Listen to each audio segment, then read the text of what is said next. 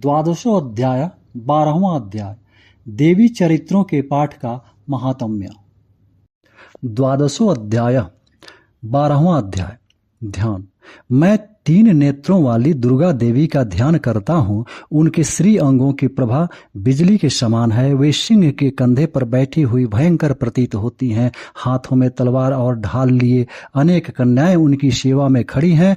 वे अपने हाथों में चक्र, गदा, तलवार, ढाल, बाण, धनुष, पाश और तर्जनी मुद्रा धारण किए हुए हैं। उनका स्वरूप अग्निमय है तथा वे माथे पर चंद्रमा का मुकुट धारण करती हैं। देवी बोली, देवताओं, जो एकाग्रचित्त होकर प्रतिदिन इन स्तुतियों से मेरा स्तवन करेगा, उसकी सारी बाधा मैं निश्चय ही दूर कर दूंगी।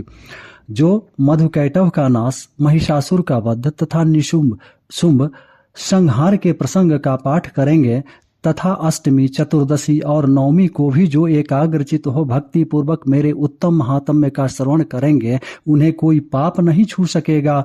उन पर पाप जनित आपत्तियां भी नहीं आएंगी। उनके घर में कभी दरिद्रता नहीं होगी तथा उनको कभी प्रेमी जनों के विछोह का कष्ट भी नहीं भोगना पड़ेगा। इतना ही नहीं, उन्हें शत्रु से, लुटेरों से, राजा से, शस्त्र से, अग्नि से तथा जल की राशि से भी कभी भय नहीं होगा। इसलिए सबको एकाग्रचित्त होकर भक्ति पूर्वक मेरे इस महात्म्य को सदा पढ़ना और सुनना चाहिए। यह परम कल्याण कारक है। मेरा महात्म्य महामारी जनित समस्त उपद्रवों तथा आध्यात्मिक आदि तीनों प्रकार के उत्पातों को शांत करने वाला है। मेरे जिस मंदिर में प्रतिदिन विधि पूर्वक मेरे इस महात्म्य का पाठ किया जाता है, उस स्थान को मैं कभी नहीं छोड़ती। वहां सदा ही मेरा सन्निधान बना रहता है। बलिदान, पूजा, होम तथा महोत्सव के अवसरों पर मेरे इस चरित्र का पूरा पाठ और श्रवण करना चाहिए। ऐसा करने पर मनुष्य विधि को जानकर या बिना जाने भी मेरे लिए जो बलि, पूजा या होम आदि करेगा, उसे मैं बड़ी प्रसन्नता के साथ ग्रहण करूंगी। शरत काल में जो वार्षिक महापूजा की जाती है, उस अवसर पर जो मेरे इस महात्म्य को भक्ति पूर्वक सुनेगा, वह मनुष्य मेरे इस प्रसाद से सब बाधाओं से मुक्त तथा धन धान्य एवं पुत्र से संपन्न होगा। इसमें तनिक भी संदेह नहीं है। मेरे इस महात्म्य, मेरे प्रादुर्भाव की सुंदर कथाएं तथा युद्ध में किए हुए मेरे पराक्रम सुनने से मनुष्य निर्भय हो जाता है। मेरे महात्म्य का श्रवण करने वाले पुरुषों के शत्रु नष्ट हो जाते हैं, उन्हें कल्याण की प्राप्ति होती तथा उनका कुल आनंदित रहता है। सर्वत्र शांति, कर्म में बुरे स्वप्न दिखाई देने पर तथा ग्रह जनित भयंकर पीड़ा उपस्थित होने पर मेरा महात्म्य श्रवण करना चाहिए।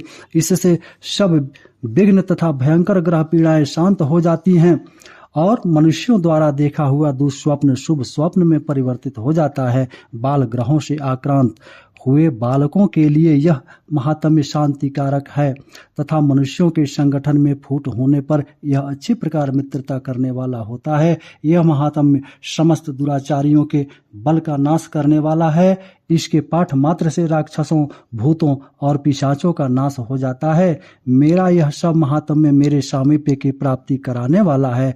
पशु, पुष्प, अर्घ्य, धूप, दीप, गंध आदि उत्तम सामग्रियों द्वारा पूजन करने से, ब्राह्मणों को भोजन कराने से, होम करने से, प्रतिदिन अभिषेक करने से, नाना प्रकार के अन्य भोगों का अर्पण करने से तथा दान देने आदि से 1 वर्ष तक जो मेरी आराधना की जाती है, उससे मुझे जितनी प्रसन्नता होती है, उतनी प्रसन्नता मेरे इस उत्तम चरित्र का एक बार श्रवण करने मात्र से हो जाती है।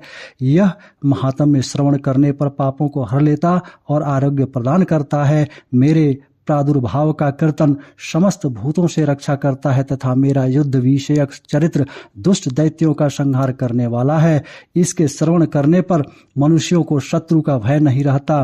देवताओं, तुमने और ब्रह्मर्षियों ने जो मेरी स्तुतियां की हैं तथा ब्रह्मा जी ने जो स्तुतियां की हैं, वे सभी कल्याणमयी बुद्धि प्रदान करती हैं। वन में, सूने मार्ग में अथवा दावानल से घिर जाने पर, निर्जन स्थान में, लुटेरों के दाव में पड़ जाने पर या शत्रुओं से पकड़े जाने पर अथवा जंगल में सिंह, व्याघ्र या जंगली हाथियों का पीछा करने पर, कुपित राजा के आदेश से वध या बंधन के स्थान में ले जाए जाने पर अथवा महासागर में नाव पर बैठने के बाद भारी तूफान से नाव के डगमगा होने पर और अत्यंत भयंकर युद्ध में शस्त्रों का प्रहार होने पर अथवा वेदना से पीड़ित होने पर किंग बहुना सभी भयानक बाधाओं के उपस्थित होने पर जो मेरे इस चरित्र का स्मरण करता है वह मनुष्य संकट से मुक्त हो जाता है। मेरे प्रभाव से सिंह आदि हिंसक जंतु नष्ट हो जाते हैं तथा लुटेरे और शत्रु भी मेरे चरित्र का स्मरण करने वाले पुरुष से दूर भागते हैं। ऋषि कहते हैं, यों कहकर प्रचंड पराक्रम वाली भगवती चंडिका सब देवताओं के देखते देखते वहीं अंतर्धान हो गई। फिर समस्त देवता भी शत्रुओं के मारे जाने से निर्भय हो पहले की ही भांति यज्ञ भाग का उपभोग करते हुए अपने अपने अधिकार का पालन करने लगे। संसार का विध्वंस करने वाले महाभयंकर अतुल पराक्रमी देव शत्रु शुंभ तथा महाबली निशुंभ के युद्ध में देवी द्वारा मारे जाने पर शेष दैत्य पाताल लोक में चले आए।